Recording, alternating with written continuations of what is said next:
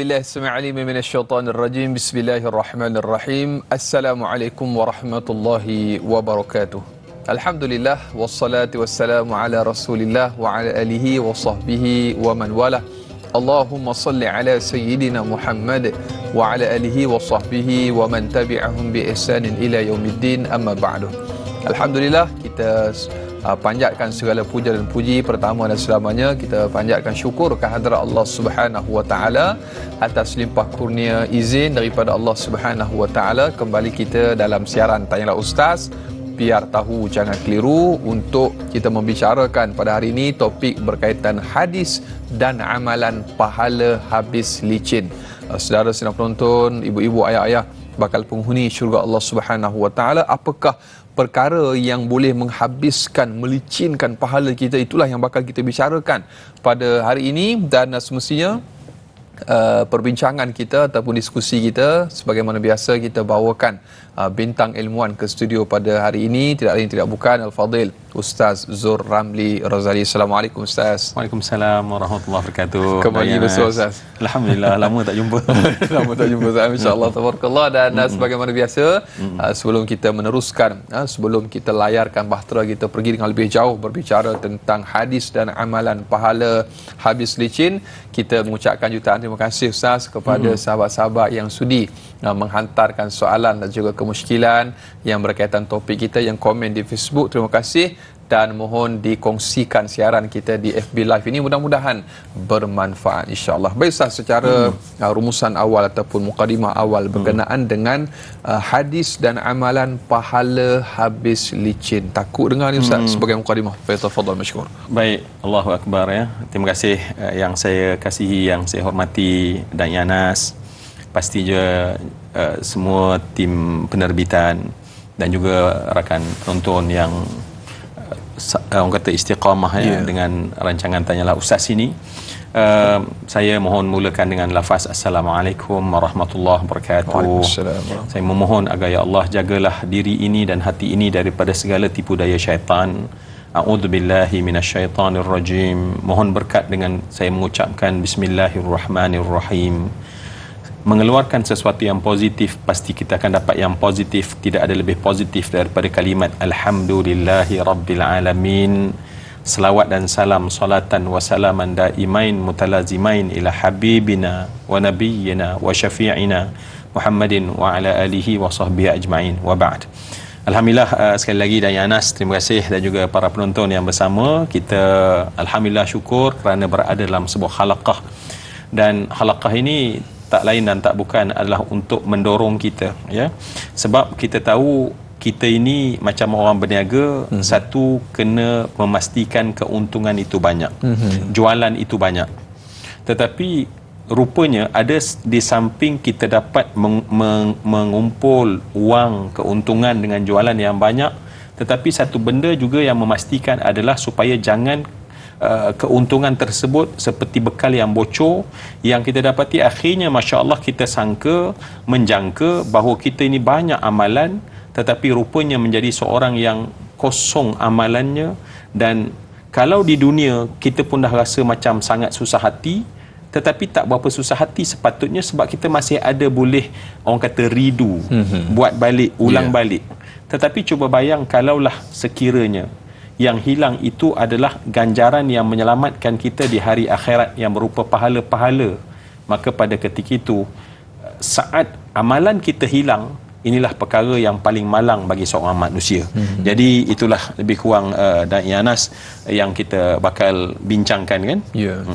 InsyaAllah tabarakallah. Dan bila sebut tentang hadis ni Ustaz, mestinya banyak perkara-perkara yang kita boleh panjangkan berkaitan dengan apa yang telah pun disabdakan oleh Nabi SAW. Pahala habis licin, ataupun bahasa kita ni macam muflis lah Ustaz ni, dalam bahasa moden sekarang ni lah.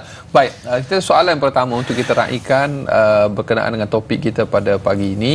Baik, Abdul Karim Sufyan bertanya, apakah perkara atau perbuatan yang dilakukan oleh seseorang sehingga ianya menjadi manusia yang muflis di akhirat kelak? Mohon pencerahan daripada Fadil Ustaz. Baik, alhamdulillah, terima kasih Cik Abdul Karim ya, akhuna fillah.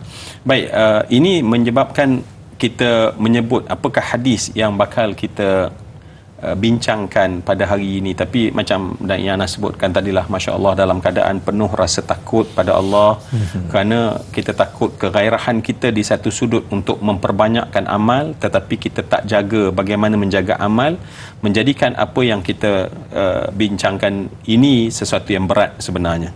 Mohon izin untuk saya bacakan hadis Nabi SAW, dan inilah teras perbincangan kita pada pertemuan kita pada kali ini. An Abi Hurairah, yakni Abdul Rahman Sakhar Ad-Dawsi radhiyallahu anhu, qala Rasulullah sallallahu alaihi wasallam, atadruna manil muflis? Qalu al-muflisu fina man la dirham lahu wala mata'.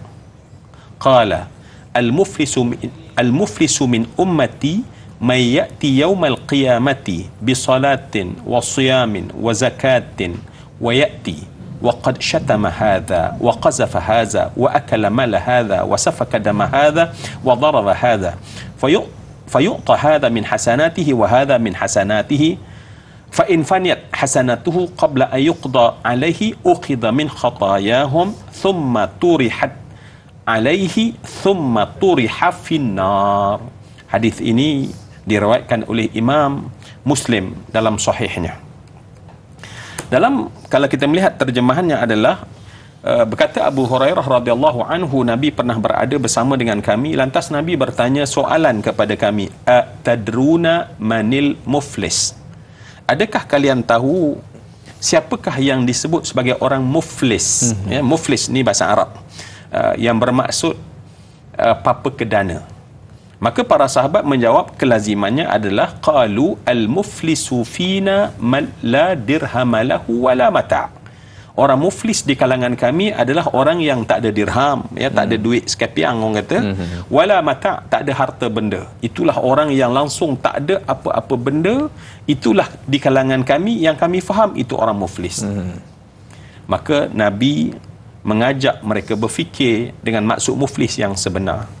Maka Nabi menyatakan bahawa al-muflisu min ummati, orang yang disebut muflis daripada umat aku adalah mayati yaumal qiyamah, orang yang datang pada hari kiamat, bi salatin wa siyamin wa zakatin. Nabi menyebut beberapa contoh amalan. Dia bawa pahala solat, dia bawa pahala puasa, dia bawa pahala zakat. Tetapi kata Nabi SAW, dalam masa yang sama, wayati, dia datang itu, waqad syatama hadha, kerja dia mencaci orang, wa qazafa hadha, dia menuduh orang berzina, menuduh orang tuduhan-tuduhan, ya, wa qazafa hadha wa akala mala hadha, dia memakan harta orang lain, ya, wa safaka dama hadha, dia menumpahkan darah orang, ya, wa daraba hadha, dan dia memukul orang. Kemudian kata Nabi SAW, fayu'ta hadha min hasanatihi wa hadha min hasanatihi. Maka pada ketika itu akan berlakulah bahawa pahala dia tadi yang dia buat amal tersebut akan diambil daripada kebaikan-kebaikannya, maka akan diberikan kepada orang yang kita lakukan salah tersebut. Orang yang kita caci, orang yang kita maki, orang yang kita tuduh dengan tuduh-tuduhan yang tak ada bukti, ya. Maka pada ketika itu semuanya diberi, sehingga kata Nabi, fa in faniyat hasanatuhu, sehingga licin licau amalan dia. Maknanya dah bagi sehingga licin licau. Adakah bila licin licau maka berhenti catatan amalan di padang mahsyar? Maka Nabi kata sallallahu alaihi wasallam, ukhidha min khatayahum. Yang berlaku pula sekarang pada fasa yang kedua adalah kita terpaksa mengambil dosa-dosa orang, letak dalam kantung dosa kita. Dan bila ambil dosa orang, kata Nabi, dosa itu akan dibaling ke mukanya, dilontar dan direjam ke mukanya, dan orang itu Allah rejam dia dan campak dia dan humban dia ke dalam neraka Jahannam. Allahu Akbar. Apabila kita mendengar, Masya Allah, ya, sebab itulah semua yang saya muliakan, ulama mengajar kita, ya, ulama mengajar kita dua benda. Bila kita nak membina kebaikan yang kita bangunkan serentak, walaupun dua benda tetapi bila bangun serentak. Yang pertama disebut sebagai takhalli, yang kedua disebut sebagai tahalli, ya. Takhalli maknanya kita ni terlebih dahulu kena melihat dan mengosongkan terutamanya daripada hati kita, ya, sebab yang menjadi punca kenapa kita duk marah orang, kenapa kita duk fitnah orang, kenapa kita punca caci maki orang, bukan mulut ni sebenarnya. Mulut ni mengikut arahan dalaman. Dalam hadis yang lain kita kan biasa mendengar Nabi kata inna fil jasadi mudrah idza salahat salahal jasadu kulluh wa idza fasadat fasadal jasadu kulluh ala wahyal qalb, kata Nabi. Bila hati ni dalam keadaan rosak, ya, pada ketika itu dia akan arahkan mulut untuk mula mencaci, ya. Dia akan bila hati kita dah mula tak senang seseorang, mulalah kita akan keluarkan perkataan-perkataan yang support perasaan tak senang tersebut, sebab nak lepas, seolah-olah benda tu kena lepas, dan lepasnya itulah yang mendatangkan keburukan. Jadi maknanya takhalli adalah proses sebenarnya kita mengosongkan hati daripada benda-benda yang akan menyebabkan penyakit-penyakit hati dalam diri kita, ya. Kita tak akan mencerca orang kalau kita tak ada sifat dengki, hasad pada orang tu. Mungkin dengan sebab orang tu dapat sesuatu kelebihan, maka kita tak senang, maka kita keluar dalam bentuk cerca, ya. Dan semua benda, ya. Di samping yang kita kata perasaan tamak, buang tamak dalam hati. Kenapa tamak? Tamak itulah yang menyebabkan harta orang kita ambil jadi harta kita, ya. Dan kemudian barulah dalam masa yang sama seiring tahalli, mengisi hati kita dengan benda-benda baik. Bila mengisi benda baik, barulah kita solat, barulah kita puasa, barulah kita zakat. Jadi berjalan serentak menjaga benda yang mungkin membocorkan amalan kita. Dalam masa yang sama, setelah kantung kita tu bersih, maka kita bangunkan pada ketika itu amal-amal yang banyak. Barulah amal tu tertakung dalam bekas, tak bocor. Allahu Akbar. Disebutkan juga Ustaz, bila kita berbicara tentang muflis ini, kata apa, muflis ni dia faktor dia ni pelbagai. Jadi mungkin kita akan bicarakan lanjutan apakah faktor ataupun punca-punca tersebut. Kita akan sambung selepas ini Ustaz, kerana kita nak berjaya seketika. Terus kekal bersama Tanyalah Ustaz, biar tahu jangan keliru.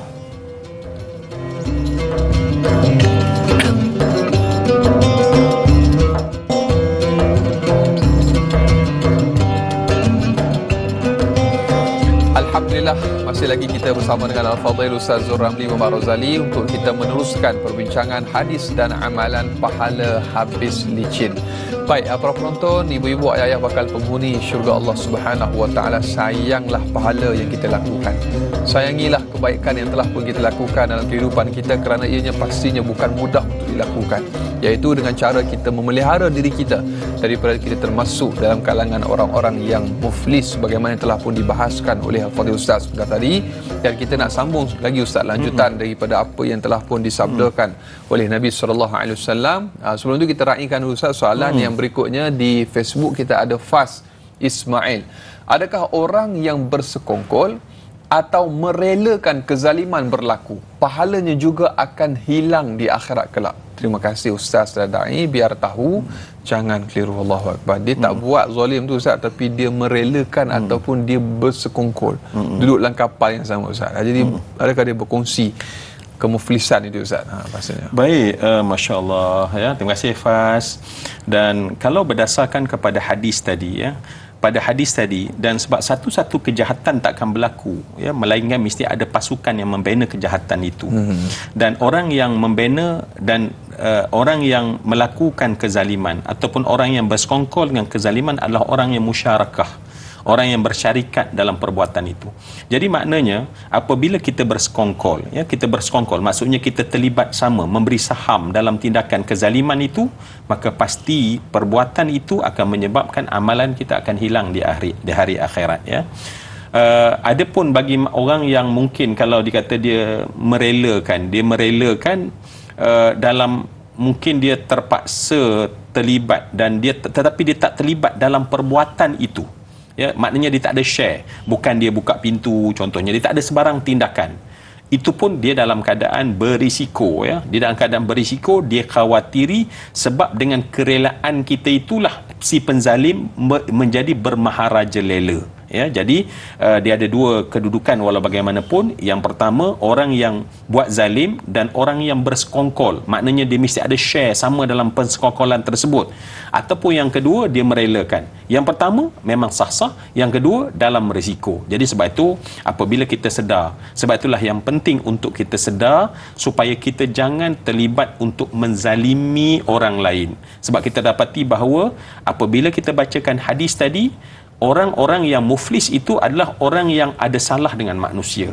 Ada salah dengan manusia inilah yang asbab paling besar menyebabkan kenapa amal kita yang kita bina, ya, dahlah kita Dak Yanas, ya, nak buat amal tu dah susah. Memastikan amal tu diterima lagi susah. Ya, nak bagi dia tu betul ikhlas, kemudian Allah simpan, ya, Allah simpan di sisi Allah. Yang disimpan di sisi Allah itu, cuba bayang kalau amal tetapi tak ikhlas, memang tak tersimpan dah pun, maknanya tak akan jadi kita punya bekal di hari akhirat.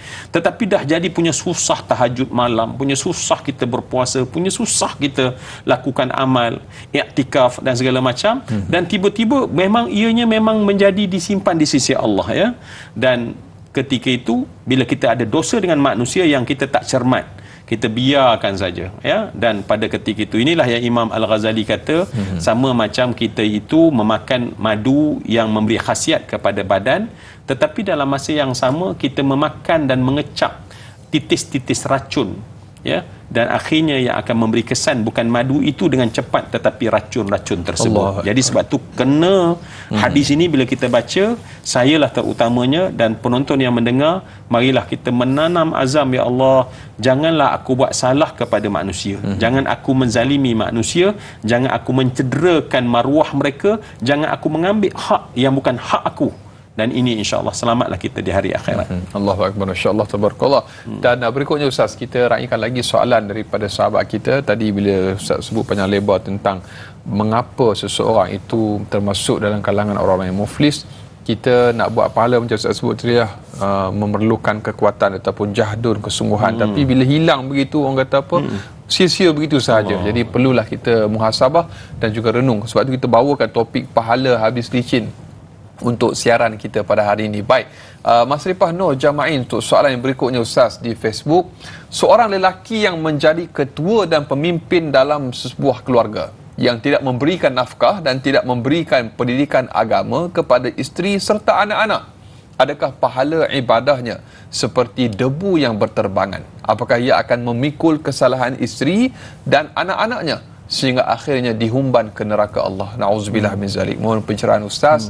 Terima kasih, biar tahu, jangan keliru. Kita nak mendidik anak ni bukan satu benda yang mudah, Ustaz. Jadi soal rais, pemimpin, pandangan Ustaz. Baik, terima kasih Mas Rifah. Betul lah, setiap saya kira soalan-soalan ini sesuatu yang sebenarnya satu perbincangan yang berat, yang perlukan benar-benar kita hazamkan, dan kemudian yang terpenting adalah Allah berikan kepada kita kefahaman dan berikan kekuatan untuk kita, ya Allah, jangan buat benda-benda yang menjahannamkan ataupun yang disebut sebagai al-muhlikat, perkara-perkara yang membinasakan kita semua, ya. Baik, sebab itulah betul bila kita nak faham hadis ni, bila Mas Rifah tanya tadi, dia akhirnya tentang debu yang berterbangan, itu yang digambarkan juga dalam Quran sebenarnya, dan kemudian dihumban ke neraka jahanam. Hanya orang yang, terlebih dahulu sebelum saya respon, hanya orang yang ada melihat dahsyatnya neraka jahanam, dahsyatnya berada pada padang mahsyar, dahsyatnya ketika kita duduk di hadapan Allah, diadili amalan kita, maka hanya orang inilah yang akan terkesan dalam hatinya, ya Allah, aku tak nak, ya Allah, pahala aku hilang. Dan Mas Rifah menyebutkan dan menanya, adakah soalan macam seorang ini sebagai ketua keluarga, sebagai contoh, ini khusus untuk seorang suami yang disebut sebagai ketua kepada keluarga. Bagaimana keadaan dia kalau kita tak memberi nafkah, bukan sekadar nafkah zahir tetapi juga nafkah dari sudut ilmu, dari sudut tarbiyah, daripada kesedaran, yang menyebabkan nanti orang-orang di bawah kita di hari akhirat, kenapa mereka dimasukkan ke dalam neraka? Dimasukkan mereka dalam neraka kerana pemimpin mereka tak mendidik mereka, pemimpin mereka tak menegur mereka. Dalam Islam dia tak ada konsep kita pikul dosa orang lain, ya. taziru waziratan wizra ukhra, ya, kita tak akan memikul dosa orang lain. Tetapi boleh berlaku kepada seorang pemimpin, seorang lelaki, seorang ayah, seorang suami, kerana dia tak memainkan peranan dia. Maka dengan sebab dia tak pernah memberi ilmu, dia tak pernah membenarkan isteri anak dia menuntut ilmu kalau dia tak ada ilmu, dan kemudian dia juga membiarkan sesuatu kemaksiatan walaupun dia ada kuasa boleh sebab dia bagi makan orang anak dia contohnya, tetapi dia tak memberi makanan rohani berupa ilmu dan tarbiyah, dan anak dia buat maksiat. Antara nama yang sangat dahsyat tentang hari kiamat, hari akhirat, ialah hari dakwa mendakwa. Dan hari itu nanti anak-anak kita, wal'ayazubillah, ya tuan-tuan tolong amin ya Allah, jangan anak-anak yang kita sayang, kita cembung, yang kita jaga, yang kita berhutang untuk besarkan mereka, tiba-tiba depan Allah hari kiamat tuding muka kita dan kata, wahai Allah, inilah manusia yang langsung tak pernah tegur aku buat salah, yang tak pernah suruh aku melakukan solat, dan dia seorang mengerjakan solat. Wahai Allah, dia dakwa di hadapan kita, di hadapan Allah, dan tuding muka kita pada masa tu. Dan saat tersebut dakwaan itu lekat dan menjadikan amalan yang kita buat, sebab ada memang kisahnya begitu. Jadi ini juga termasuk, kenapa? Termasuk dalam penzaliman kepada orang-orang di bawah kita dengan kita tidak mendidik dan memberi mereka ilmu yang baik. Jadi ya Allah, kita harap hadis ini juga dikembangkan sampailah kepada melihat tanggungjawab dan orang di bawah didikan kita, jangan mereka dakwa kita di hari akhirat nanti. Wal'iyazubillah. Bila saya sebut tugas sebagai seorang rais, ketua, ni bukan satu benda yang mudah, terutamanya sementara kita berada di zaman yang penuh dengan cabaran, terutama mendidik anak-anak di zaman digitalisasi ataupun dunia di hujung jari ni, Ustaz, merupakan satu benda yang kadang-kadang kita pun terlepas pandang. Sampai orang kata, kau ni tak banyak masa dah dengan keluarga. Orang nampak seperti itu, tapi betapa mujahadahnya kita yang melalui, Ustaz. Mungkin sedikit panduan ataupun tips kepada ibu-ibu, ayah-ayah di luar sana mendidik anak di zaman generasi pada hari ini, Ustaz. Ya, kadang-kadang saya tak salahkan, memang betul itu, sebab kita, orang kata kita punya fokus tu bukan kepada anak kita. Betul. Fokus kita adalah berapa kita kena dapat, banyak mana aku kena dapat, sebab aku nak banyak, ya. Akhirnya dia pergi kepada, orang kata, dollar and cent. Dia pergi pada RM, ya. Dan bila kita punya fokus kepada RM, sebenarnya bukan sekadar dunia Islam, ya. Kalau kita baca dalam tulisan contohnya Stephen Covey, dia juga menuliskan tentang bagaimana seseorang bila matanya melekat kepada bullseye-nya adalah hanya dunia semata-mata, maka dia mula melepaskan tanggungjawab dia. Jadi saya kira kita tak boleh mengambil mudah dengan beralasan bahawa kita ni sibuk dengan nak mencari rezeki, tetapi tanggungjawab yang lebih besar ialah orang yang tak nak lahir, ya, tetapi lahir ke dunia, kita yang bawa mereka, tetapi kita seolah-olah biarkan mereka sesat di dunia ini, dan kita memberi alasan yang klasik, ayah tak ada masa, umi tak ada masa, mama tak ada masa, maka rosaklah anak tersebut, mungkin dalam gadgetnya, dalam appsnya yang kita tak pernah pantau, dan akhirnya kita takut macam soalan Mas Ripah tadi lekat kat kita. Maknanya jadi orang yang muflis kerana pendakwaan akhir di hari akhirat nanti. Allahu Akbar, insya-Allah, tabarakallah. Dan itulah harga yang perlu dibayar. Kita perlu bijak menguruskan teknologi yang Allah Ta'ala bagi pada kita, untuk diurus, bukan untuk dihapus. Dan Mas Niza, Ustaz, soalan yang berikutnya di Facebook kita ada Mas Niza. Ustaz, bagaimanakah caranya untuk mengelakkan pahala amal ibadah diambil oleh orang lain walaupun perbuatan itu tanpa kita sedari? Contohnya, guru mengajar muridnya, mungkin terpukul, terkata, terambil, termarah dan sebagainya. Mungkinkah ada surah ataupun amalan-amalan yang boleh menghalang daripada pahala kita dituntut oleh mereka? Terima kasih atas pencerahan. Nah, ini dalam konteks pendidikan, soal guru pada murid dan sebagainya, Ustaz. Baik, terima kasih Mas Niza. Maknanya poin dia adalah bagaimana cara untuk kita ini dapat mengelakkan pahala amal ibadah kita tu diambil oleh orang lain, ya. Terutama perbuatan yang kita tak sedari, ya. Tak kiralah, mungkin dalam konteks contoh tadi adalah kita sebagai guru, ya, mungkin terpukul, yang lain, dan mungkin kita sebagai pekerja dengan rakan tadi, kita terkata, saya terkata dan Anas mungkin tersinggung, saya tak sedar. Sebab salah ni sentiasa ada dua. Satu yang aku sedar. Bila kita tahu ada yang salah aku sedar, kita kena sedar yang ada salah yang kita tak sedar. Maka kerana itulah kata ulama, ya, apabila kita berhadapan dengan amal, ya, dan kita yang penting tahu dulu tentang benda ni. Sebab ada orang dia tak tahu, ada orang dia tak rasa pun baik, yang penting aku buat amal, aku laser pun tak apa, aku bantai orang pun tak apa, aku belasah orang pun tak apa, aku ambil harta orang pun tak apa, sebab aku yang penting aku ada pahala, aku dah naik haji dah, ya. Jadi pemahaman yang macam ni yang nak dibetulkan daripada hadis ini. Maknanya amal-amal kamu yang dah tersimpan, dah diterima, itu pun boleh licin licau di hari akhirat. Jadi apa yang kita kena buat, ya, bila kita sedar bahawa dosa ni, ya, pahala pun sebenarnya ada pahala yang kita sedar, ada yang tak sedar, ya. Ada yang kita sedar, contohnya kita bagi sedekah kat seseorang, ataupun kita beri senyuman kepada seseorang, dan kemudian seseorang itu dia merasa bahawa gembira, kemudian dia pun mengikut perbuatan kita. Itu pahala-pahala yang kita tak sedar akan menjadi jariah. Tetapi ada juga dosa yang kita tak sedar, banyak, maka sebab itu bila saya sebutkan tadi, kalau kita sedar tentang dosa kita, kita kena sedar ada dosa yang kita tidak sedar. Baik, apa yang kita kena buat? Maka tak ada jalan lain adalah kita memperbanyakkan amal soleh mutaqabbalah. Membanyakkan amal soleh, ya, membanyakkan amal soleh. Ada pun yang kita katakan, adakah surah-surah amalan yang boleh menghalang? Tidak ada sebenarnya amalan-amalan yang kalau kita dah masuk dalam mahkamah Allah Subhanahu Wa Taala, surah yang kita baca itu, kalau seandainya pahala ada pada kita tetapi dosa dengan manusia kita ada, hari akhirat dia kita tak ada currency pakai duit.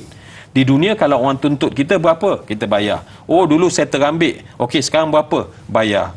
Kita boleh bayar dengan currency wang atau harta yang kita ada. Hari akhirat kita tak bawa sebarang harta, kita tak ada tanah untuk kita kontrakan sebarang dosa, maka yang kita boleh kontra satu saja, pahala. Sehingga kalau dah habis pahala, kontra yang kedua adalah ambil dosa orang lain. Jadi sebab itu pada saya, kesedaran yang kita kena sedar, ada dosa tak sedar, itu yang menyebabkan kita kena menambah, dan setiap masa sebenarnya kena bersifat baik, memaafkan orang, memohon maaf pada Allah. Sebab bila kita sentiasa memaafkan orang, kita jangan duk cracking, duk kita ni orang salah dengan kita, dia ni yang tak betul. Memang dia tak betul, tapi ada dosa tak sedar kita terhadap orang lain. Yang ni yang kita kena berfikir dengan lebih berkembang, insya-Allah menjaga kita. Membalas kebaikan dengan kebaikan itu biasa, tetapi membalas kejahatan orang dengan kebaikan, itulah akhlak baginda Nabi sallallahu alaihi wasallam. Banyak lagi akan kita bicarakan Ustaz untuk hadis dan amalan pahala habis licin. Kita akan kembali selepas ini dalam Tayla Ustaz, biar tahu jangan keliru.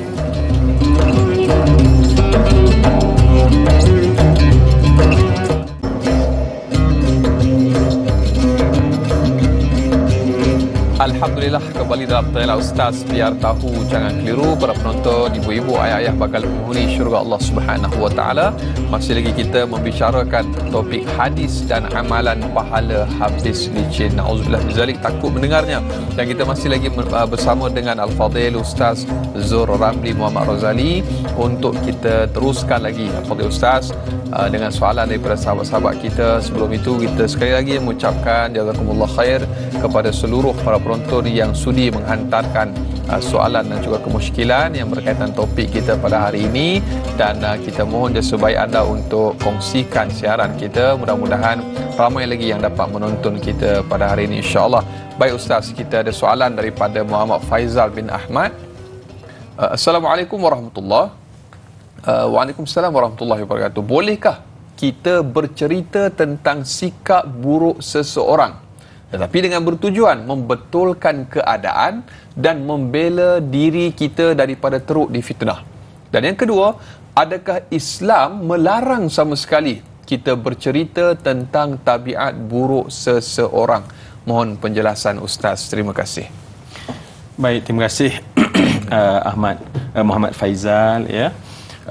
Dan mengajak kita melihat, ya, kepada adakah klausa-klausa dalam larangan-larangan yang dikatakan sebagai, kita kata bila kita menceritakan keburukan, tentulah keburukan tu kita cerita di belakang.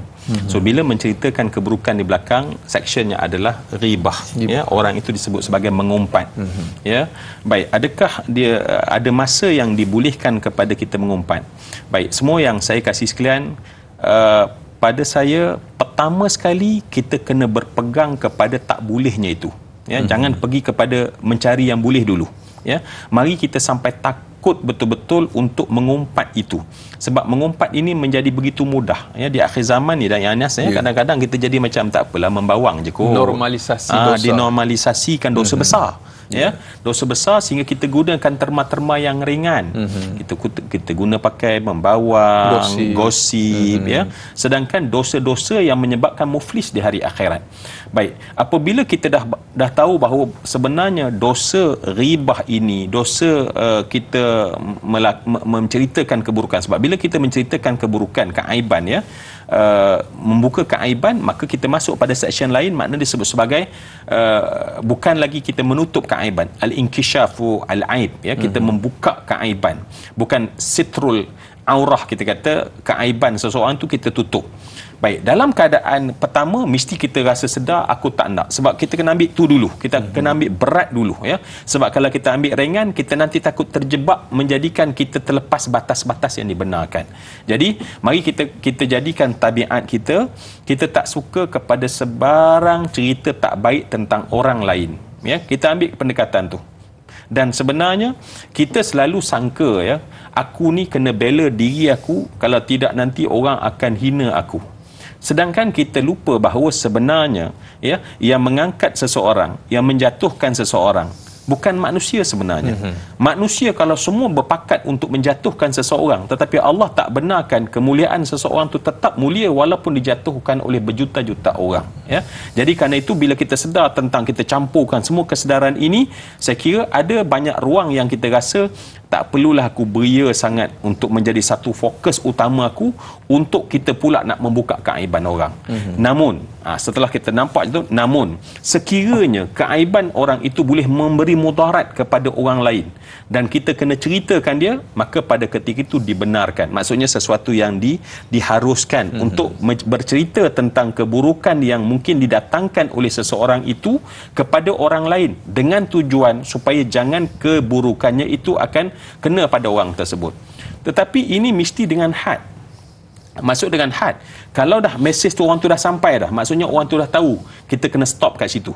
Sebab bila kita tambah lagi, maka dia balik jadi pada ribah ya. Sebab tujuan itu ya, kena, orang kata kena, macam orang kata apa, kalau kita melakukan perkara yang tak boleh, tetapi ada keizinan, tetapi keizinan itu mesti digunakan dengan cermat. Sebab ramai orang dengan sebab itulah kemudian orang dah faham, okey saya dah faham dia tu memang penipu, kita tak boleh percaya pada dia. Kita pun tambah lagi. Jadi dia dulu saya tengok dia pergi KL, dia pergi itu tak ada kena mengena dah sebenarnya. Adakah kita tambah-tambah lagi, kita exaggerate dengan pelbagai perkara. Jadi berhati-hati, dan tentu ini tidak dibenarkan ya. Adakah Islam melarang sama sekali kita bercerita tentang tabiat buruk seseorang? Macam kita katakan tadi, ada clause yang membenarkan kita bercerita itu ya. Kita katakanlah macam seorang isteri atau suami mengadu pada hakim ya, sedangkan dia sedang mencerita keburukan orang lain yang itu adalah suami atau isteri dia, tetapi dia kena bercerita pada hakim. Kalau tidak, hakim tak boleh nak buat keputusan, tak ada maklumat untuk hakim membuat keputusan dengan benar. Sebab nak ceritakan takut ribah, tang tu tak jadi ribah ya. Ataupun sesuatu kezaliman yang dibuat dengan orang yang melakukan zalim tersebut, dia berbangga dengan kezaliman dia dan kerosakannya itu akan menjadi kerosakan. Jadi perkara kalau dibuka, kalau dia sendiri membuka keaiban dia, maka kita tidak lagi berdosa. Namun bagi diri kita lah ya, pada diri kita, kalau untuk tarbiah diri, kita biarlah mengambil, kita tak nak, sebab benda negatif ini lama-lama mula-mula kita bermain pada sempadan, tetapi lama-lama dia jadi negaholic. Kita ketagih dengan benda-benda, tak kata orang tak best ya, kalau sembang biasa-biasa ni jadi macam tak meriah, tak panas perbincangan kita. Masuk sikit tentang mengumpat adik-beradik kita, mengumpat kawan kita, baru kita rasa macam segar mata sikit nak bersembang kan. Jadi kalau itu menjadi tabiat kita, ingat ada di hari akhirat yang Nabi sebut muflis menunggu, wal-ayazubillah. Allahu Akbar. Sebab tu pepatah Melayu pernah menyebutkan berkubu sebelum Allah, iaitu bermaksud berjaga-jaga sebelum mendapat sesuatu kesusahan. Jadi kita berhati-hati dalam segala tindakan kita supaya tidak menjadikan kita orang yang muflis di akhirat. Na'udzubillah min zalik. Baik Ustaz, berikutnya kita ada Syahiralia Muhammad di Facebook untuk soalan yang seterusnya. Budaya caci mencaci, maki memaki semakin teruk sekarang, ditambah pula dengan fitnah. apakah orang yang mendengar dan terpengaruh juga dengan fitnah turut kehilangan pahala di akhirat nanti? Dan yang kedua, menumpahkan darah, yakni membunuh jika sudah bertaubat dan menyesali perbuatan tersebut. Adakah di akhirat nanti orang yang kita aniayai itu masih menuntut kepada kita? Terima kasih Ustaz. Dua soalan daripada sahabat Facebook kita. Baik, saya harap Dai Anas tolong saya. InsyaAllah. Okey, yang pertama ya, kalau kita tengok secara mendalam ya, benda-benda yang negatif sebenarnya tak layak disebut sebagai budaya. Ya, secara sebenarnya budaya ini untuk sesuatu yang baik dan positif. Ya, yang buruk ni kita anggap sebagai gejala-gejala, ya, gejala caci mencaci, gejala maki memaki, ya. Sebab budaya ni sebenarnya sesuatu yang baik, sesuatu yang positif. Cuma orang memang tersalah sebab asal makna budaya itu adalah sesuatu nilai yang dikongsi oleh ramai orang. Maka sebab itulah kita kata bahawa budaya buruk. Sedangkan bukan budaya adalah benda yang dikongsi oleh ramai orang secara benda baik. Budaya memberi salam, budaya bermaaf-maafan, itu adalah budaya yang kita katakan, ya. Namun walau bagaimanapun kita faham maknanya apabila berlakunya hari ini satu gejala yang disebut sebagai gejala caci mencaci, maki memaki, tambah pula dengan bercakap benda tak betul, kemudian kita kembangkan lagi, kita sampaikan lagi dengan semua perantara yang kita ada, peranti-peranti yang kita ada. Apakah orang yang mendengar dan terpengaruh juga fitnah turut kehilangan pahala? Ya, ya. Sebab orang yang contoh ribah, ya, ribah. Nabi menyebutkan tentang musyarakahnya antara orang yang mengumpat dan orang yang mendengar umpatan. Orang yang memfitnah dan orang yang menerima fitnah. Ya, menerima fitnah, maksudnya kita membetulkan, kita duduk dalam majlis tersebut sekali, ya. Jadi sebab tu memang orang itu berisiko untuk dia juga muflis di hari akhirat. Saya tak mengumpat, saya dengar aja. Tapi kalaulah kita katalah saya bercakap tak elok tentang seseorang pada Dai Anas, dan Dai Anas langsung tak nak dengar, saya akan berhenti cakap. Tetapi bila Dai Anas macam best ni, respon yang bagus, tapi respon tu tak cakap pun, diam je, main angguk-angguk je kan. Dan itu menyebabkan bahawa ribah atau fitnah itu menjadi. Jadi sebab tu kenapa dia menjadi? Sebab ada orang kedua yang sebenarnya merespon kepada kita. Jadi orang yang merespon itu disebut sebagai musyarakah. Orang itu 50-50, 50-50 dalam share syarikat ngumpat tersebut. Maknanya 50-50. Cuba yang maknanya orang yang mengumpat orang dan kita yang mengangguk, yang sikit-sikit kan, senyum, aku dah agak dah, kan. Itu je perkataan kita. Maka pada ketika itu musyarakah, maknanya pahalanya juga akan habis di hari akhirat nanti. Kalau kita tak boleh lari, Ustaz, contoh orang yang macam kita perlu memuliakan mereka seperti keluarga kita, kalau dia berbicara tak elok, kita nak, mungkin ada kaedah kita nak lari daripada mengumpat itu, Ustaz, dengan cara yang beradab sikit macam mana? Sebab dalam Islam kita hanya boleh menyokong, mendokong ialah pada benda yang tak menderhakai Allah Subhanahu Wa Taala. Ribah adalah satu dosa yang memang dibenci oleh Allah, dan Allah tak benarkan kita menyokong dan menghormati pada part itu. Jadi kita kena, saya doa pada Allah ni, jadilah ya Allah tabiat kami, ya Allah. Walaupun siapa, tetapi saat dia bercakap tentang benda yang tak baik, maka kita kena buat satu pendekatan, ya.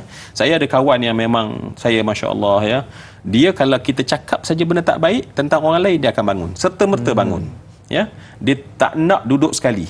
Maknanya cakaplah kata mat tu kan je, dia kalau puji tak apa, yang tak elok je dia akan pandang ke lain, dia minta sorry, saya kena gilu. Dan lama-lama orang faham, okey, tak boleh kata orang. Jadi kadang-kadang toleransinya kita itu menyebabkan orang yang berdosa dia lupa dia buat dosa. Jadi sebab tu pada saya lah, ya, pada saya, tapi ni nak didik hati ni, kita harap Allah beri kekuatan. Bukan senang Dai Anas kan. Kadang-kadang memang orang yang kita fully respect, yang kita kena duduk di bawah dia. Tetapi sebenarnya mempertahankan prinsip itu sebenarnya lebih mengangkat seseorang berbanding dengan tunduk kerana nak menjaga hati tetapi Allah kita tak jaga, ya. Jadi ini yang kita kena hati-hati. Betul, ya. Adapun orang tadi sampai peringkat menumpah darah, membunuh jika telah bertaubat. Baik, adakah dia akan tuntut? Ya, jawapannya dia tetap tuntut. Ya. Sebab itulah saya katakan tadi, ulama memberi pesan pada dosa yang kita tak sedar atau dosa yang kita tak boleh nak buat apa dah. Contohnya kita tak tahu orang tu kat mana dah. Kita ataupun membunuh lagi lah memang. Maka seorang tu kena bersedia betul-betul untuk sebanyak-banyaknya melakukan amal. Dia bertaubat kepada Allah, pemilik nyawa orang itu, dengan taubatan yang benar-benar, bukan taubat yang dia sekadar dah taubat dah ya, saya dah taubat dah ya.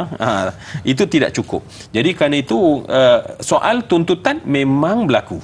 Ya, sebab tu tuntutan memang berlaku. Sebab itulah Nabi sendiri, Nabi SAW sendiri ya, dalam satu riwayat menceritakan kepadanya tentang adakah dia pernah mengasari orang, adakah dia pernah mengambil hak orang ya. Dan ini diceritakan ketika Nabi menjelang di penghujung usia Nabi SAW. Sahabat mendengar sambil menangis. Masa mana mungkin ada orang yang boleh Nabi cederakan dia, Nabi kata dia.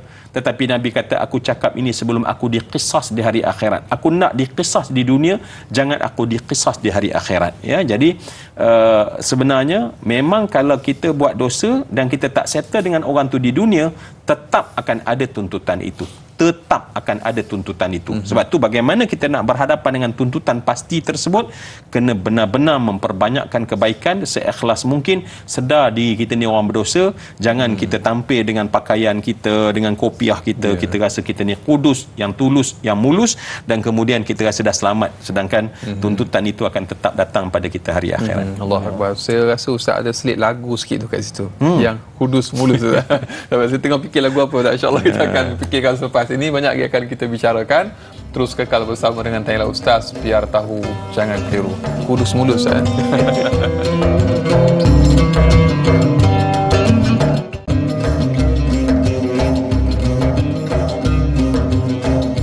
Alhamdulillah, terima kasih dan terima kasih. Kurang lebih sejam kita bersiaran dalam Tanya Ustaz, biar tahu jangan keliru. Para penonton, ibu-ibu, ayah-ayah bakal penghuni syurga Allah Subhanahu wa taala. Amin insya-Allah. Kita masih lagi berbicara satu topik yang cukup menggetarkan jiwa kita. Apakah tajuknya ataupun topiknya? Iaitu hadis dan amalan pahala habis licin. Allahu akbar. Bila kita mendengar tentang pahala habis licin ni, semestinya telah pun dikongsikan oleh Fadil bintang ilmuwan kita Ustaz Zul Ramli Muhammad Razali. Panjang lebar kita bicarakan dan kita nak sambung lagi Fadil Ustaz dan juga para penonton. Tapi sebelum itu kita mengucapkan jutaan terima kasih sekali lagi kepada anda yang terus kekal bersama dengan kami pada hari ini, dan juga yang sudi berkongsi siaran kita di FB Live. Tekan butang share, mudah-mudahan bermanfaat insya-Allah. Baik Ustaz, kita ada soalan yang berikutnya datang daripada sahabat Facebook kita, iaitu Jura Azlin Sufyan. Bagaimanakah yang dikatakan muflis di akhirat kelak? Kerugian yang tidak dapat dicari ganti, iaitu kerugian iman dan keluarga. Dan yang kedua, adakah dengan selalu memaafkan orang dapat menghindarkan diri kita daripada menjadi orang yang muflis di akhirat? Dua soalan daripada sahabat kita Jura Azlin Sufyan di Facebook Ustaz. Baik, terima kasih Jura Azlin, yang kita harap kita dapat merenung kembali hadis ini. Dan saya nak mengulang kata Nabi SAW kepada para sahabat, atadruna manil muflis, dan sahabat menjawab, al muflisu fina man la dirham lahu wala mata'. Dan maka Nabi berkata, al-muflisu min ummati ma ya'ti yaumal qiyamati bi salatin wa siyamin wa zakatin wa ya'ti wa qad syatama hadha wa qazafa hadha wa akala mala hadha wa safaka dama hadha wa daraba hadha. Ya, yang kita dah dengar sebentar tadi, dan kita harap meresap ke dalam jiwa kita satu kesedaran, bukan sekadar sekarang ni hanya untuk aku menambah amal, tetapi yang penting adalah untuk aku tidak menjadikan amalku hilang di hari akhirat dengan membuat dosa dan melanggar hak-hak yang ada pada manusia lain. Jadi kehilangan, kalau soalan daripada Jura tadi, Jura ya Azlin menyatakan bahawa bagaimana yang dikatakan muflis di akhirat kelak kerugian tidak dapat dicari ganti, kerugian iman dan keluarga ya. Baik, dalam konteks sekarang lah ya, kita kata iman manusia dia ada, tetapi iman dia tu tak kuat untuk menghalang diri dia untuk melihat sengsaranya hari akhirat ya. Sebab iman itu ialah apa yang ada dalam hati seseorang. perbuatan kita tadi ialah perbuatan yang kita lakukan, tetapi mesti berpunca daripada lemahnya iman kita, ya. Dan juga yang dikatakan sebagai kehilangan kerugian keluarga, sebenarnya kalau kita memahami hari akhirat, ataupun dengan lebih jelasnya adalah hadis ini bercerita tentang hari yang disebut sebagai Yaumul Mahsyar. Yaumul Mahsyar ni dia ada beberapa fasa. Fasa pertama adalah al-ba'ats, ya. Manusia dibangunkan daripada tidur, maknanya daripada mati mereka, ya. Man ba'athana min marqadina, ya. Siapa yang bangunkan kami daripada tempat tidur kami ni. Itu adalah perkara pertama yang berlaku manusia di padang mahsyar. Kemudian bila mana manusia dibangunkan, kedua, manusia akan digiring ke satu padang, ya. Ini satu proses kedua. Dan yang ketiga adalah manusia akan dipanggil seorang-seorang untuk dihisap amalan mereka. Itu fasa yang ketiga. Baik, sebenarnya Nabi sedang bercerita kita ni tentang fasa yang ketiga ini, ya. Dan pada ketika itu manusia sebenarnya betul-betul nafsi-nafsi.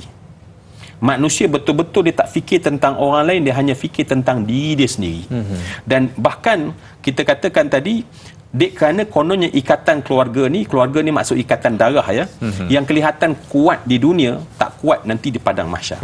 Sebab macam kita katakan tadi, ada anak yang tuding muka ayah dan ibu sebab tak didik aku sampai aku buat dosa, maka wahai ibu, wahai Allah, adakah ibu ini yang baik kau nak masuk dalam syurga, sedangkan dengan sebab lalai dia maka aku masuk dalam neraka. Baik, hari itu disebut sebagai hari dakwa mendakwa. Jadi bila hari dakwa mendakwa, memang ikatan keluarga tu tak ada sebenarnya. Hanya apabila mak baik, ayah baik, anak baik, maka ikatan tersebut takkan hilang. Di dunia mereka terikat, di hari akhirat mereka akan bersama. Tetapi selain daripada itu, mereka tidak ada ikatan sebenarnya, memang akan hilang yang sangat dahsyat di hari akhirat, ya. Baik, kemudian betul yang kedua, adakah dengan cara kita memaafkan orang menghindarkan kita daripada menjadi muflis di hari akhirat? Jawapannya betul. Ya. Sebab maaf ni Da'i Anas, dia terlampau berat macam meja ni lah. Ya. Hanya orang kuat boleh angkat. Begitu juga memaaf, hanya orang kuat boleh mengangkat. Orang yang lemah dia tak boleh nak angkat, memaafkan. Sebab tu dia tak pernah nak maafkan orang. I tak boleh maaf dia, I tak boleh maaf dia. Tuntut ke akhirat dia kata. Tuntut akhirat. Ni cerita-cerita yang kita kat dunia, belum kat akhirat. Bila kat akhirat kita tahu kalau boleh kita tak nak masuk kat tempat laluan mahkamah tu, masuk mahkamah pun tak nak kalau boleh. Dan kerana itu bila kita memaafkan orang, yang sesuatu yang kita kena latih lah. Saya harap ini menjadi take home message kita. Ya Allah, jadikan aku, ya Allah, manusia yang memaafkan orang lain walaupun berat, ya. Walaupun berat, walaupun kita seolah payahnya nak memaafkan orang, lakukanlah. Kerana apa? Sebab apabila di dunia kita banyak memaafkan orang, Allah pasti nanti di hari akhirat akan letakkan pada, walaupun rupanya kita bersalah dengan orang itu, tetapi kerana dengan orang lain kita bersalah, maka Allah Subhanahu Wa Taala jadikan, ya, rezekikan kepada kita hati orang itu lembut untuk memaafkan kita di hari akhirat. Sebab di hari akhirat juga ada manusia yang boleh memaafkan seseorang lain, ya. Apatah lagi setelah dia masuk dalam syurga.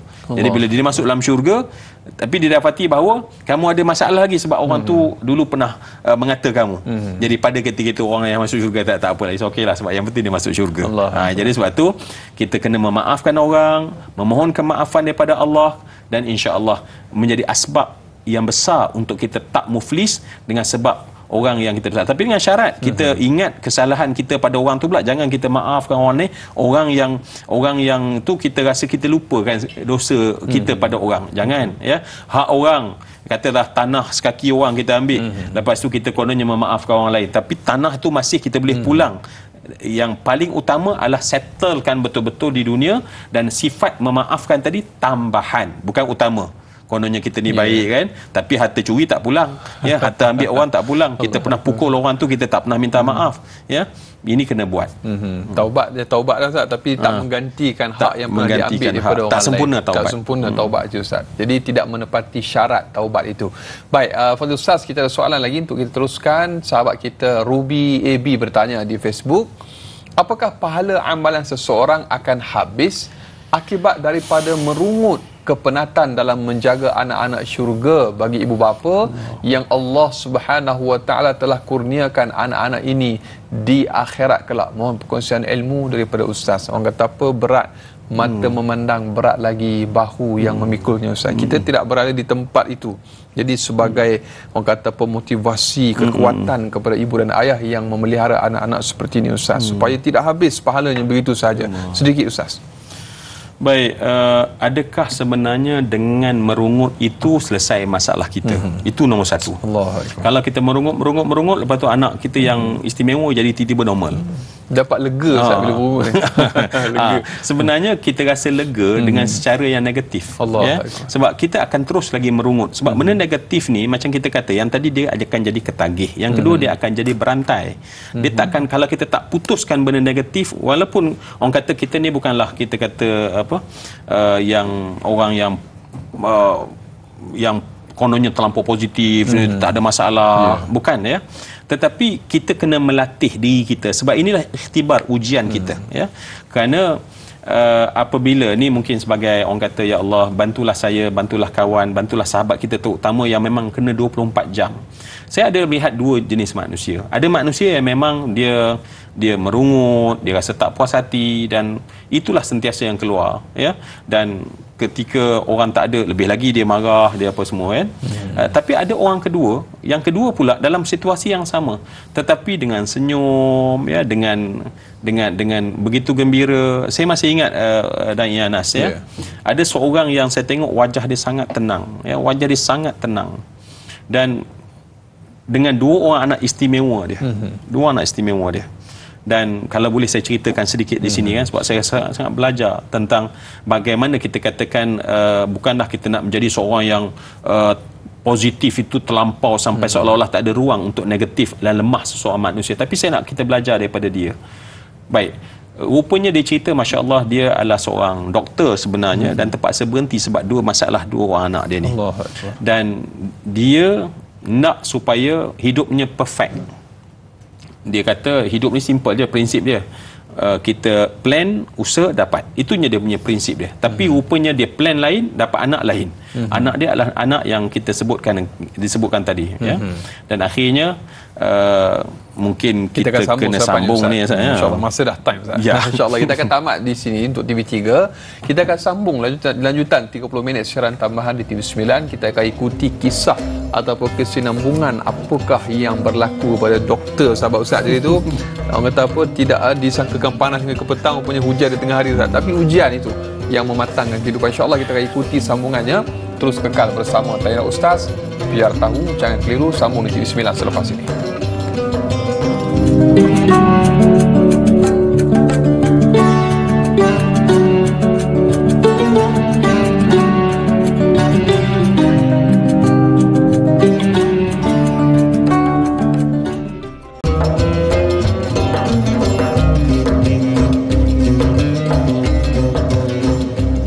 Alhamdulillah, kembali dalam Tayana Ustaz, biar tahu jangan keliru. Lanjutan 30 minit siaran tambahan di TV9 kami bawakan kepada anda. Masih lagi kita bersama dengan Al-Fadhil Ustaz Zul Ramli Muhammad Razali untuk kita meneruskan diskusi atau perbincangan kita untuk pengajian hadis dan amalan pahala habis licin.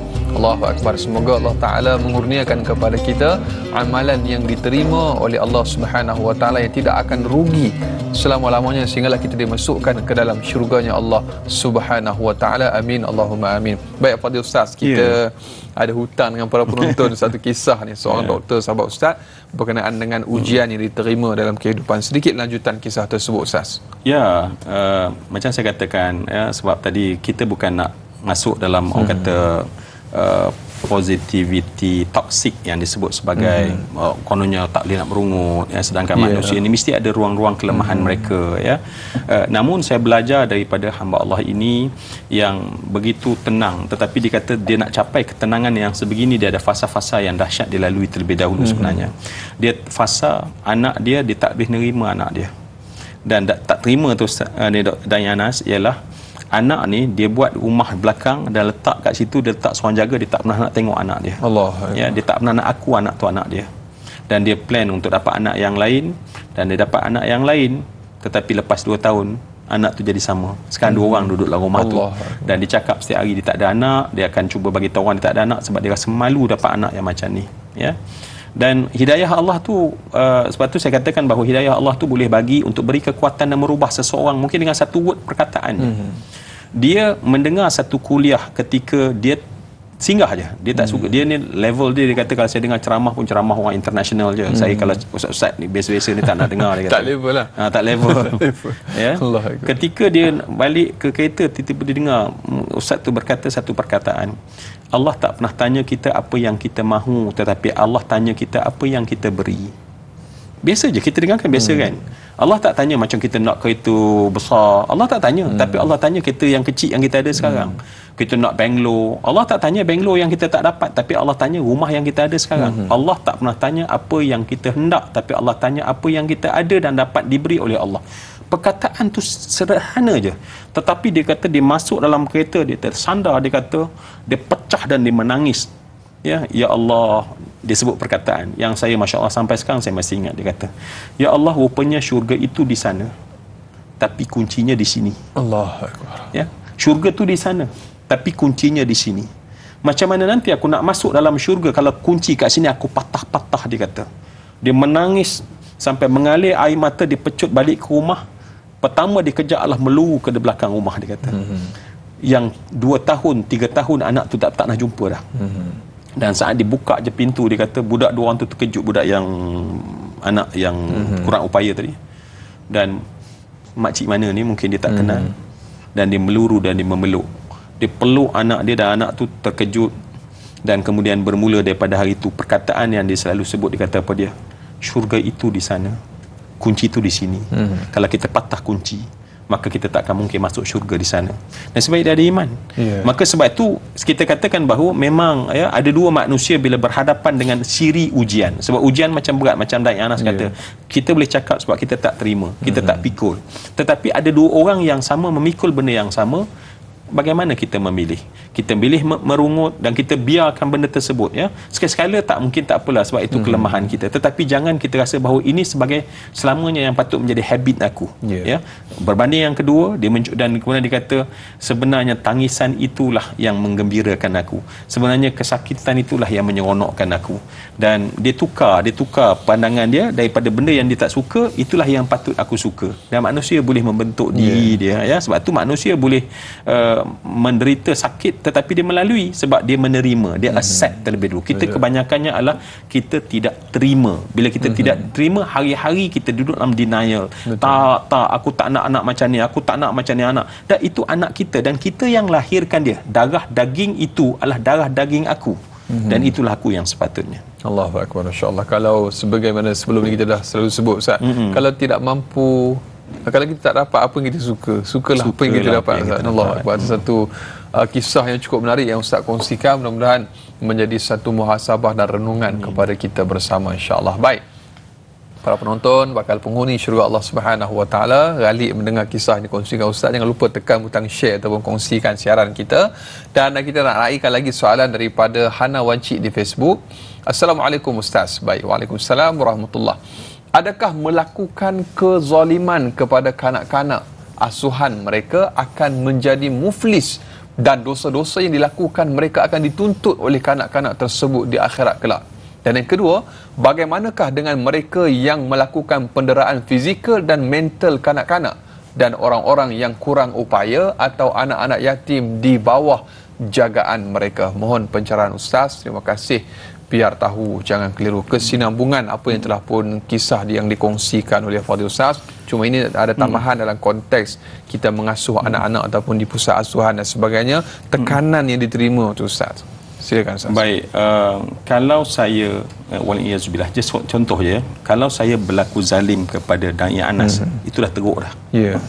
Sebab tak selayaknya saya buat zalim kepada seorang manusia lain. Tetapi zalim yang lebih buruk adalah zalim kepada orang yang tidak ada upaya untuk melawan. Ya, macam saya kata, kalau saya buat zalim dari Anas, mungkin lawan saya. Tetapi kita menzalimi pada manusia yang tak boleh melawan, itu penzaliman yang lebih teruk walaupun namanya manusia itu dibacul sebenarnya. Sebab dia boleh main dengan budak-budak. Cuba kau buat dengan orang tua, cuba kau buat dengan orang yang kuat. Tahu langit tinggi baru rendah. langit tinggi dah. Maknanya dia melakukan kezaliman dalam status dia seorang yang bacul sebenarnya. Seorang yang penakut, coward, ya. Cuma dia rasa dia hebat, dia boleh pelempang, dia boleh tarnish, dia boleh memusnahkan hidup orang tu, ya. Dan memang kesimpulan akhirnya adalah memang manusia ini wal'iyazbillah ya Allah akan tidak selamat di hari akhirat, ya, tak selamat di hari akhirat. Dan ada benda yang Yanas lah yang saya ya Allah sangat takut, ya. Bila kita banyak sangat melakukan zalim kepada manusia, terutama macam kita katakan tadi, zalim pada manusia yang tak boleh melawan, ya, sebab mereka tu anak yatim, mereka anak kurang upaya, ya, mereka tak ada nak lawan macam kita boleh, macam kita orang yang sama dengan kita. Dan paling banyak manusia itu akan tergelincir mati dalam keadaan su'ul khatimah. Allah. Ialah paling banyak menzalimi orang lain. Ya, tak kiralah kita zalimi orang tu mungkin dalam keadaan kita cederakan maruah dia, ya, kita jatuh londeh malukan dia. Kita berisiko, ya, untuk di saat matinya dalam keadaan su'ul khatimah.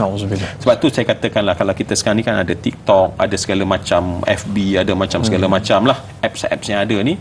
Kalau kita gunakan itu adalah untuk memalukan orang, mencederakan orang, kita senang tempah tiket mati su'ul khatimah. Allah. Kalau nak, ya Allah, faddal. Tapi risikonya sangat besar, dan yakinlah, saya yakin rakan-rakan ditanyalah ustaz akan sentiasa berdoa, sebab doa kita sambil menangis, Allahumma khtim lana bi husnil khatimah wala takhtim alaina ya Allah bisu'il khatimah. Ya Allah, kami buat kebaikan sekarang, duduk dalam majlis ilmu, kebaikan yang Allah sangat sayang, tapi kami bukan nak kebaikan ini hanya hari ini, saat waktu ini, tapi sampailah kami dijemput pulang oleh Allah, maka kami berada pada kebaikan yang kemuncak. Dan kebaikan yang kemuncak adalah husnul khatimah, sebab orang itu saja yang dijanji oleh Allah husnul ma'ab, tempat pulang yang terbaik. Allahu akbar. Kepada kanak-kanak yang tidak ada upaya, tidak mampu untuk membalas apa yang dilakukan, alangkah sedihnya ustaz. Itulah yang perlu kita sama-sama hayati. Semoga kita dapat memberikan yang terbaik kepada anak-anak kita khususnya, ataupun apatah lagi mereka yang tidak ada kemampuan seperti orang yang kurang upaya dan sebagainya. Ustaz, banyak lagi akan kita kongsikan untuk topik kita dalam pengajian hadis dan amalan pahala habis licin. Kembali kita berehat seketika, terus kekal bersama Tanyalah Ustaz, biar tahu jangan keliru.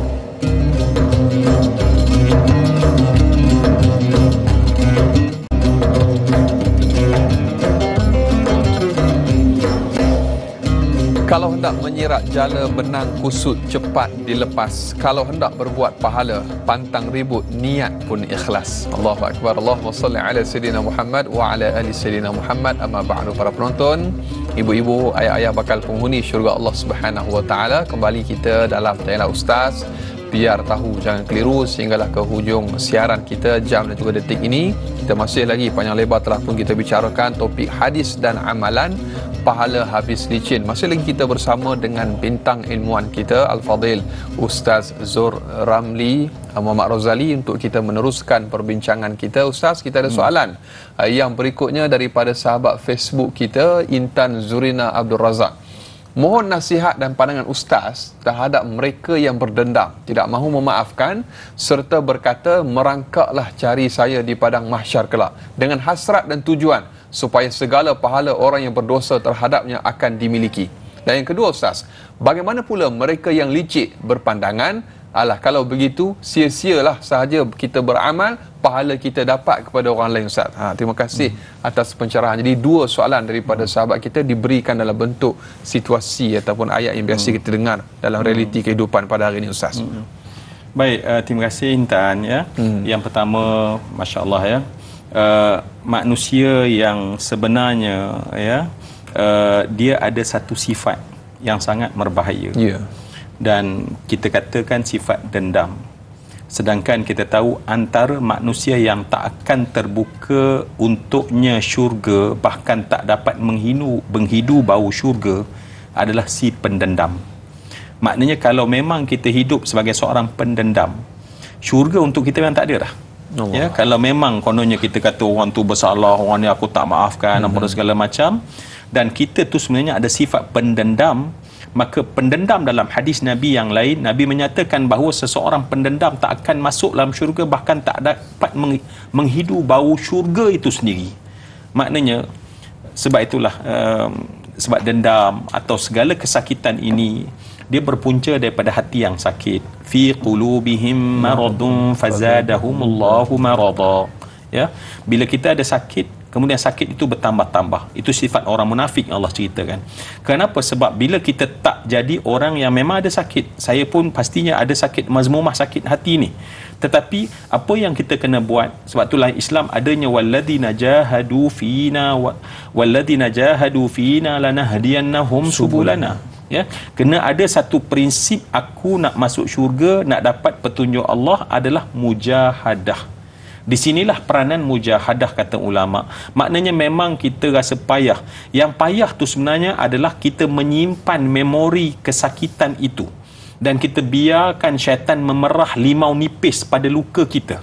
Dan pada saat kita jauhkan daripada syaitan, kemudian kita tengok sebenarnya apa kesakitan yang didatangkan kepada kita. Katalah orang tipu kita, Ustaz. Rezeki yang kita ada ni bukan sebab yang ditipu tu je. Betul. Mungkin kita hilang 10,000, tetapi Allah boleh ganti 10,000 itu lebih banyak daripada apa yang dicuri oleh dia atau ditipu oleh dia. Kita ni masih tetap 10,000 tersebut. Sedangkan Allah nak bagi kita 100,000. Betul. Ya, kita duk orang kata gomoy, yang apa? Dia ni bersalah dengan aku tak ada. Baik, berapa ribu? 10,000. Cuba kita bayangkan betapa bahawa Allah boleh bagi aku 100,000. Tetapi Allah nak kita lepaskan benda tu. Kita lepaskan benda tu. Dan inilah yang benda yang patut kita mainkan dalam minda kita, dalam hati kita nak menjadi. Sebab tu adanya namanya apa tadi? Mujahadah. Ya, mujahadah. Hanya dengan mujahadah saja. Mujahadah adalah bila kita rasa nak marah, bukan kita marah tetapi kita kawal diri kita. Kita rasa nak dendam, kita fikir secara sebaliknya. Buang semua kesakitan, tengok apa salah dia dan bagaimana kesan dia kepada kita. Ya, memang ramai orang dulu mungkin tipu kita. Tapi hari ini alhamdulillah kita Allah bagi rezeki lebih banyak berbanding dia yang tipu tersebut tak ke mana-mana sebenarnya. Ya. Jadi sebab tu kalau kita berfikir secara positif, insya-Allah minda kita positif dan ketika itu jiwa kita akan mendapat banyak mazmumah dan dendam itu akan hilang daripada hati kita. Sebab dendam ini bukan menguntungkan orang yang kita orang yang kita dendami, tetapi dendam itu menyakitkan kita, merepotkan kita, melemahkan kita, menghilangkan imun sistem kita yang mudah terdedah dengan sakit. Ya. Katalah perkataan merangkak kau cari aku di padang mahsyar. Perkataan tersebut macam best nak dengar. Boleh dengar dalam drama, tetapi jangan buat drama dalam kehidupan. Sebab benda tersebut dendam yang akan menyebabkan kita sendiri sakit dan dia akan bertambah kesakitan tersebut. Ya. Dan yang kedua, Ustaz, kita ada soalan yang kedua, iaitu dia tanya macam mana pula, dia kata kalau macam tu sia-sialah beramal, kalau dah dapat kat orang macam tak payah buat amal lah. Ustaz kata, Ustaz, maknanya perkataan mungkin orang yang macam ada sedikit putus asa, bawa putus asa di situ, Ustaz. Sedikit pencerahan. Saya kira dia mungkin tak faham secara keseluruhan lah. Dan tapi yang lebih jelas ialah dia tak faham tentang nasib manusia hari kiamat. Kenapa Nabi sebut hadis ini, ya? Bukan nak suruh jangan berbuat kebaikan. Itu orang kata conclusion yang salah sama sekali. Nabi suruh kita buat kebaikan, tetapi jangan kebaikan tu bersifat separuh. Separuhnya adalah buat kebaikan tapi dalam masa yang sama buat kejahatan, dan kejahatan itu sebab itu pula adalah kejahatan dengan manusia yang risikonya adalah kebaikan yang kita buat akan luput dan habis di hari akhirat. Ya, maknanya poin utamanya adalah bagaimana nasib kamu di hari akhirat. Adakah dengan kita berputus asa maka pada ketika itu kita akan selamat di hari akhirat? Tak. Kita tak beramal tapi salah dengan orang kita buat. Apa cuba bayang. Cuba bayang kita yang pulang hari kiamat pahala tak ada, tiba-tiba terus dosa banyak. Ya, kata orang banyak, mengata orang banyak, kita memaki caci maki orang banyak, kita ambil harta orang tapi pahala tak ada. Allahuakbar. Cuba bayang betapa dalam lagi neraka yang kena ditanggung oleh seseorang itu. Jadi sebab tu Masya Allah tak ada ruang sebenarnya untuk berfikir secara negatif, sebab kita cerita tentang keselamatan kita yang paling utama di hari akhirat. Allahuakbar. Sebab tu pepatah pernah menyebutkan, cakap siang pandang-pandang, cakap malam dengar-dengar, iaitu berhati-hati dalam setiap apa yang kita tuturkan ataupun bicarakan. Baik Ustaz, berikutnya kita ada Nur Dahlia Biru. Saya kira mungkin soalan terakhir untuk topik kita pada hari ini. Assalamualaikum warahmatullahi wabarakatuh. Waalaikumsalam warahmatullahi. Orang yang masih berhutang dan tidak dapat diselesaikan oleh ahli waris, adakah pahalanya juga akan habis licin ditarik oleh si pemberi hutang? Dan yang kedua, adakah pahala isteri beribadah seperti solat malam, berpuasa dan bersedekah akan menjadi sia-sia sekiranya tidak mendapat redha daripada suaminya? Dan yang ketiga, bagaimanakah keadaan orang yang muflis ketika di hari akhirat? Mohon pencerahan Ustaz. Terima kasih. Biar tahu, jangan keliru sekira penutup yang cukup menarik untuk kita kupas dan juga jawab 3 soalan ni Ustaz. Yang pertama kita respon dulu. Baik, terima kasih Nur Dahlia ya. Baik, orang yang masih berhutang dan tak dapat diselesaikan oleh ahli waris, maknanya dia dah matilah tu. Yeah. So orang yang berhutang tu dia mati. Dan ahli waris tak dapat selesaikan. Baik, ahli waris dia tak dapat selesaikan dengan harta kita. Maksudnya harta si mati, ya, harta yang ada pada si mati. Maka pada ketika itu adakah si apa ni, orang yang kita berhutang itu akan mengambil? Jawapannya ya. Sebab itulah dalam konteks hutang dia, semua yang dikasihkan tolonglah ya kita pada pagi hari ini ya, dalam keadaan segar lagi ni, kita doa pada Allah. Jangan kita pulang pada Allah dalam keadaan kita masih memikul mana-mana hutang dengan mana-mana makhluk Allah Subhanahu Wa Taala ya. Sebab hutang ni satu benda yang sangat berat. Ya, dalam keadaan Nabi pernah bercerita dengan para sahabat tentang syurga, tentang segala macam. Ada seorang sahabat bertanya pada Nabi, ya, tetapi Nabi sebab tak habis cerita lagi, Nabi tak melayan pun. Dia pun nak tanya lagi ya, dia nak tanya lagi tentang bagaimana orang yang syahid di jalan Allah. Nabi cerita lagi tentang kebaikan. Dan dia pun kata mungkin aku ni salah kot sebab aku tak ditanya apa yang Nabi sedang bercakap. Rupanya Nabi nak habis menerang dan Nabi bertanya, "Mani sa'il?" Siapa yang tanya soalan tadi? Siapa yang tanya soalan tadi? Maka dia angkat. "Maka apa yang kamu tanya?" Soalan dia adalah, "Ya Rasulullah, orang yang berjuang pada jalan Allah sampai dia syahid, bagaimana ya Rasulullah?" Nabi kata syurga, kecuali dia berhutang.